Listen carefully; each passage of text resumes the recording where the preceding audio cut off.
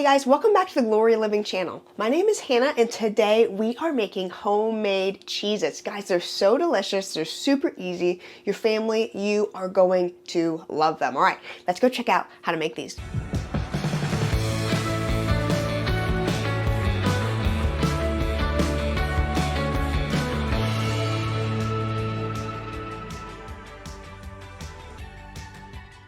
First off, why would you want to make homemade Cheez-Its instead of just buying them from the store? Okay, one, they are actually more affordable than buying Cheez-Its from the store. Conventional food and snacks like that are actually kind of pricey for what they are. Now, there are some things that are really hard to make at home, and so you have to just buy the box if you're really craving that snack. But there are some things that are really simple to make from the house, and they actually are cheaper when you're already having these ingredients at the house, when you already are buying large quantities of them anyways, like cheese and butter and flour like we do. So I think it's actually a little more affordable. Additionally, if you're trying to just get a little more health into your snacks, if you have little kids like me, they're always snacking. So this is a way of giving them a kind of affordable and a little bit healthier of a snack that I can make from home. And honestly, it's really not that hard to do. So we're gonna jump into that today, and I hope you guys will try these. Your kids are gonna love them if you have kids, and honestly, me and my husband love them too. So let's go check out and get into this really simple project today and show you how to make them yourself. Okay guys, so as I mentioned, these are super simple to make, and they only have a few ingredients that they use, and they're really easy to put together. So let's get started with our ingredients and all the equipment that we're gonna use. Okay, so let's first get into our ingredients. Okay, we're gonna have 8 ounces of cheese. I have I think this is a sharp cheddar, but just any type of cheddar cheese that you would like. You could do this out of white cheddar instead, and I bet that would be super good. We have not explored that. You could totally experiment with different cheeses, but if you want that classic Cheez-It flavor, you're gonna want like a sharp cheddar, okay? So you're gonna need 8 ounces of that. Also, 1 cup of flour, 4 tablespoons of cold butter, 1/2 a teaspoon of salt, 1/4 a teaspoon of garlic powder, and 3 tablespoons of water. Okay, so for our equipment, I have our blender here, our Ninja blender, and our cheese shredder. This would be better to just do into a food processor, and you could shred your cheese and blend everything together all with one machine and not have to get your cheese shredder out. But my food processor is broken, so I'm gonna shred my cheese by hand, and I'm gonna throw it into the blender and combine everything else, and I think that'll just make it all go quick and easy. What I also have is a rolling pin for later. And I use a silicone mat to roll things out, but you don't have to. You could just roll it right on your table. But yeah, I'm gonna have that rolling pin for later when we roll out our dough before we cut our Cheez-Its. So let's get started. What I'm gonna do first is I'm going to grate the cheese first, and then we're gonna start adding our ingredients together. Okay, so now that I have my cheese shredded, I'm going to open up my blender. So I just have the regular blender blade in here, and I'm just gonna pour my cheese inside. Like I said, if you had a food processor, you could already have just had this inside your food processor. You could have just put your block through and shredded it up really quick, and you would have not had to dirty multiple things up. But that's okay. All right, so once we have our cheese all in our blender, we are then going to put in our butter and our salt and our garlic powder. I'm gonna put our lid on, and I'm gonna turn the power on, and then I am going to blend this and pulse this all together. Okay, so this allows the butter to start getting mixed in with the cheese and break that down a little bit.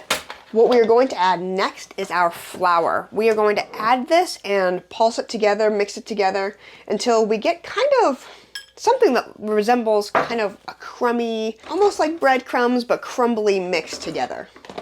It won't look like a dough yet. Once we add our water, that's when it'll really come together, but for right now, it's gonna be very crumbly. If you're using a blender like me, you're gonna have to push it down a little bit to get things mixed in all the way, but that's not too big of a deal.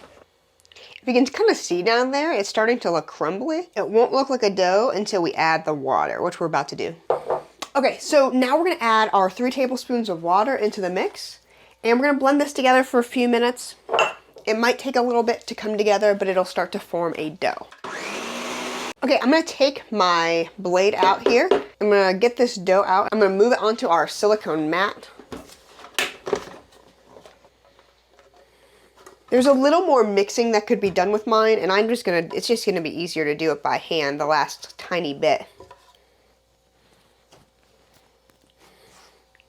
As you can see, this is truly forming into a dough. I'm gonna take this, there's a few things you can do. You could roll it into a log if you want. We're gonna cut it into about 2 or 3 pieces, divide it into 2 or 3 parts, so it'll cool off real fast, and we're gonna chill it in the fridge for about an hour. That will give the dough a little bit of time just to kind of cool off so it's easier to work with. And also, you want your butter cold so that when it bakes in the oven, it's not melting all out, but it is allows to kind of just puff. It'll make the Cheez-Its puff up. I'm gonna wrap these in saran wrap, and I'm going to put them in the fridge for an hour, and we'll come back and take them out, and we'll do our next steps of cutting them into the Cheez-It shape. While our dough is cooling off in the fridge, I am going to preheat the oven to 350 degrees. So when we come back and we cut our Cheez-Its, they're just ready to go into the oven.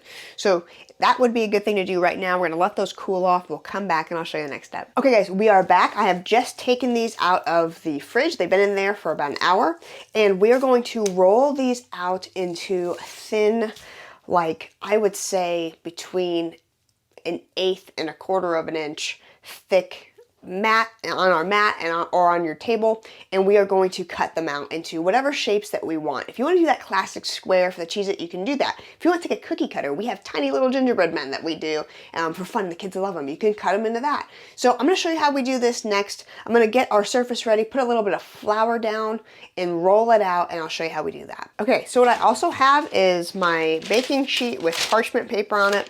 That's just going to make it easier to get them off without them sticking. And so I'm going to take one of these things of dough here. I'm going to put some flour on the surface, just so it won't stick too much, and I'm going to flour my rolling pin as well. Okay, so when you first get it out, it's pretty cold, and so it's going to be pretty hard to roll.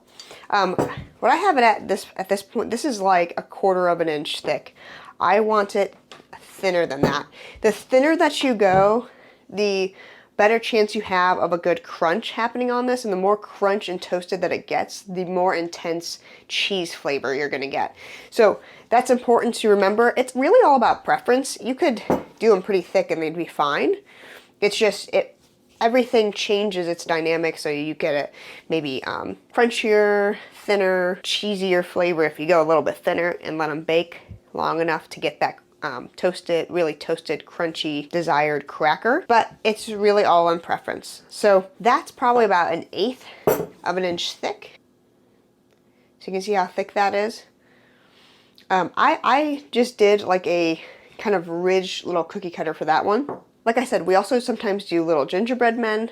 I'll show you that. And that can be pretty fun. It makes it more time consuming to cut those out, but you can do it if you want. Or you can take your butter knife, cut off your edges for now, your rough edges, and cut it into like a rectangle so you can easily make the grid shape for your square Cheez-Its. Like I said, these do puff up, and they will, it's like lamination from the butter. There's a reason why Cheez-Its have that little indent in the middle, and I think that's to help hold them down, because they are also puffing up when they are being baked in their factory. I have a fork. We can prick little holes in them to help them kind of stay down a little bit, but it's not necessary. Mine are not perfectly the same shape, either square or a rectangle, and same exact size, and it really doesn't matter. It's okay. I'm going to move these onto my pan, and when I get all done with my dough, I'm gonna bake them at 350 degrees for 15 to 20 minutes. Okay, so we've got our first round of Cheez-Its ready to go into the oven. I've still got more dough and more dough over here, but this is gonna be the first round, and I'm gonna do it for 15 to 20 minutes until I see golden brown color that I like, and I'm gonna pull them out. The reason I can say 15 to 20 minutes is because, once again, it's about preference. Thickness, toastiness, it's gonna be about preference for you, whatever you like. So we like them a little more golden brown. We're gonna put them in and start them for 15 minutes, check on them, and 15 to 20 is usually a good range and a safe range. Alright guys, so our Cheez-Its, our first round, we have more in the oven, but our first round just came out of the oven. So they only took 15 minutes and then they were done. I'm just going to show you these. I did these pretty thin and yet they still puffed up, and even when I pricked them, the pricking did not do very much, but they look great. They're very toasted on one side and they're just a perfect crunchy orange color. Super good. Super cheesy. Super yummy, a perfect Cheez-It flavor. If you were to roll them out like super paper thin, you could get them a little bit thinner, but it's all about preference. You know, my kids do not care. They are going to devour these. I'm going to give them this bowl as they wake up from their naps, and they're going to love them. It's all preference. You can go a little thicker, you can go a little thinner, but I would say at least as thick as I would go is like 1/8 of an inch. Try and aim for that. And anything thinner than that is just still going to be really good and really crunchy. Just watch the time on those, because if you go thinner, they're going to get crispier faster. So 15 minutes might be your max if you go really thin. The thinner you go, the less time they need to bake. The more toasted brown you get, the more intense cheese flavor you're going to get. So there's a few tips for while you're making these. But guys, they came out beautiful. Look at them. They're gorgeous. So definitely try and make these at home. They are so delicious. You're going to enjoy them so much. Guys, thank you again for watching this video and checking out the channel. If you're not already subscribed to the channel, please subscribe to the channel. Please like this video. Please share it with your friends and your family. And, you know, leave us a comment and let us know what type of homemade snacks you like to make for your family. And hey, maybe we'll give them a try. Thank you guys again, and until next time, we'll see you soon.